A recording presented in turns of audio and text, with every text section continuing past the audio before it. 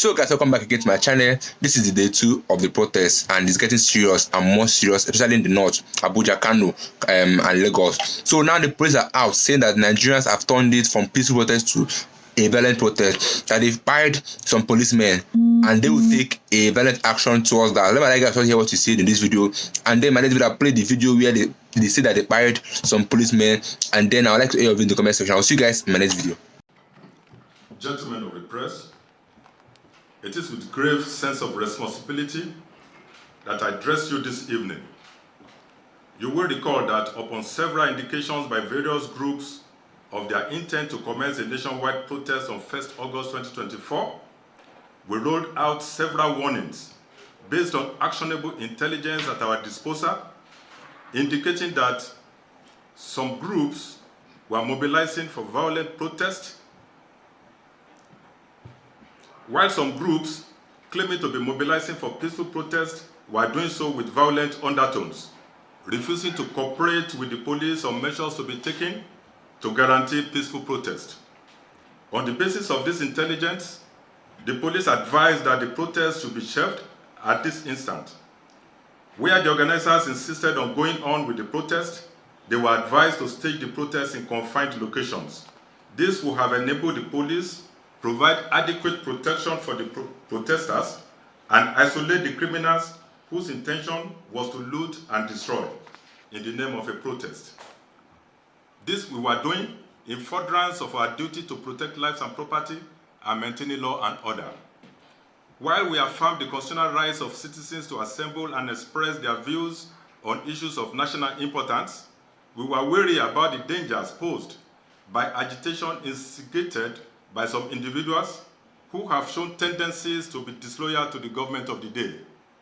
Despite our suspicions, we showed good faith through professional conduct by providing security at strategic locations, all aimed at ensuring peaceful conduct during the protest, as the promoters pledged.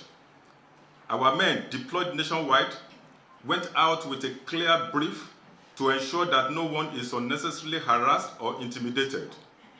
In places where there were court orders, we gave instructions for observance of same. Regrettably, events in some major cities today show that what was being instigated was mass uprising and looting, not protest.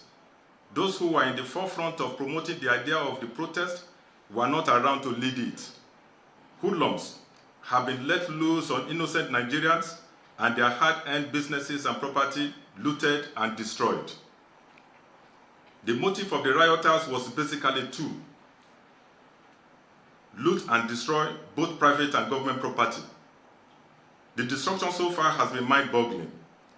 There has been destruction in Kano, Borno, Yobe, Kaduna, Gombe, Bauchi, FCT Abuja, Niger, and Jigawa. Police stations have been destroyed. There have been attempts to take over government houses, looting of government infrastructures. Several warehouses and shops so far have been looted and in several instances completely destroyed. In spite of the refusal of the protesters, for instance in FCT, to adhere to a court order requesting that protests in Abuja should be at the National Stadium, they trooped into the streets, and yet the police provided security for them. At no point did we breach their fundamental rights, even as they breached court orders. In places like FCT, Kaduna, Kano, and Gombe, among others, we recorded incidents of unprovoked attacks on our security personnel, where one policeman has been reported murdered and others seriously injured.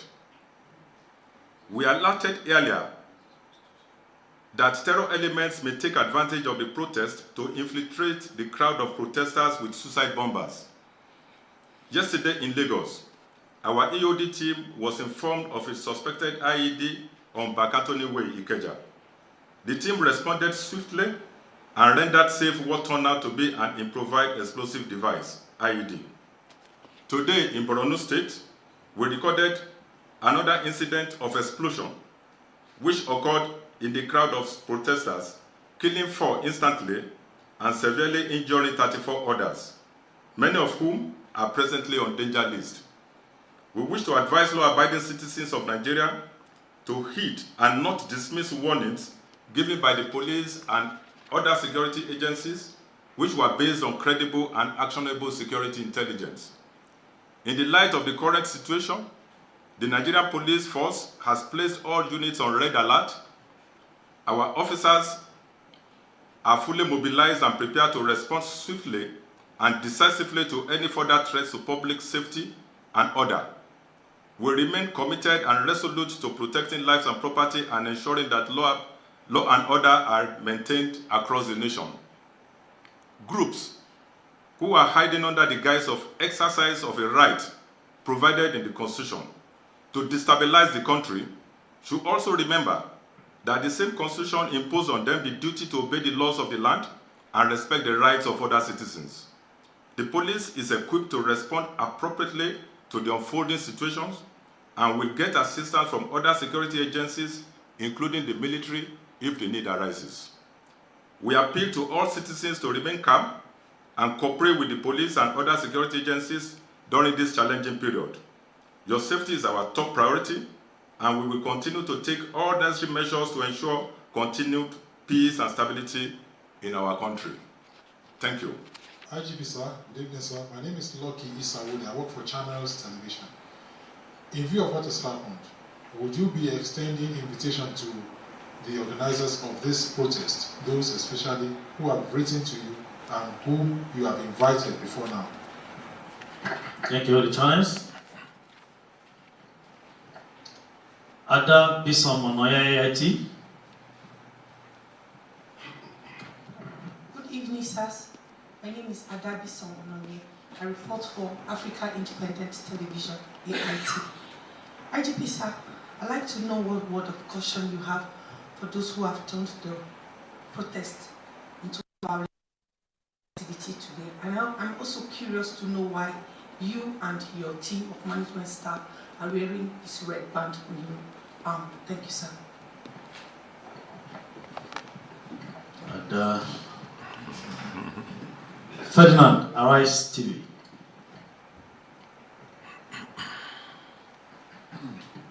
Good evening, sir. Thank you so much for the opportunity. Well, just to circle back on issues concerning the court's order yesterday, well, one of the complaints from some of the protesters was about that they were not served any court judgment from yesterday. Please, can you shed more light on that particular situation, the court order and the efforts that were made to indeed serve on these parties? Thank you. Francis from NTA.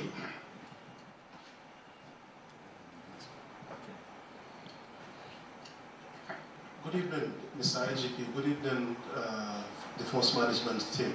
Francis from the Nigerian Television Authority, NTA. This morning when I was coming to work, I was also attacked at the Abacha barracks.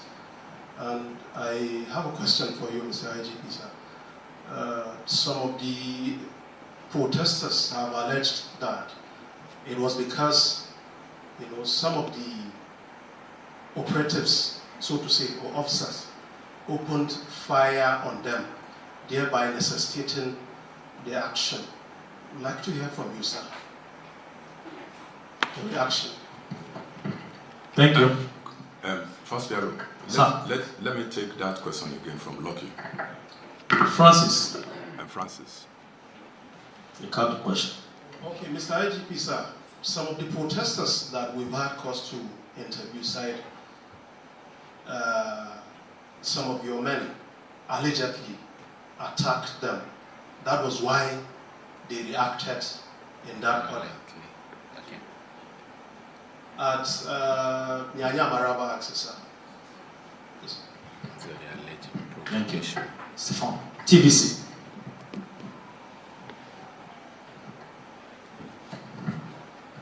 Good evening, IGP, Senior Management. My name is Stefan Isen from TVC News.